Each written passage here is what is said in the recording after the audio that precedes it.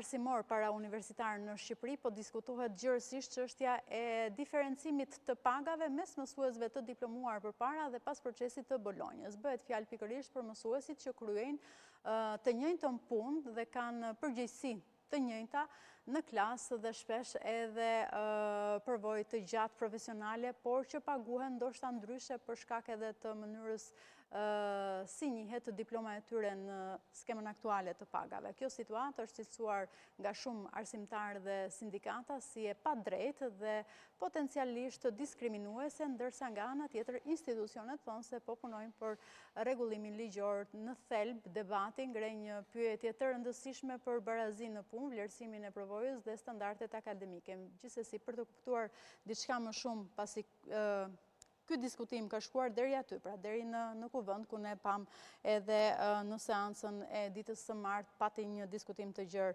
dhe një prezantim të këtij projektligji edhe nga ana e deputetes Ina Zhupa. Unë kam të ftuar në studio Isa Halilejn për të diskutuar diçka më shumë rreth kësaj problematike. Mirëmëngjes dhe faleminderit. Mirëmëngjes për ftesën.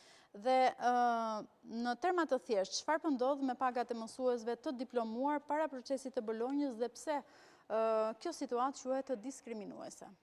Atëherë, ne pas VKM-s 425 të qershorit vitit 24, ku patëm edhe një rritje rrogash, na doli një problematik ndoshta si fillimisht na u duk artificiale, ishin kategori mësuesish që u penalizuan për shkak të diplomës, që për ne ishte pa drejtë.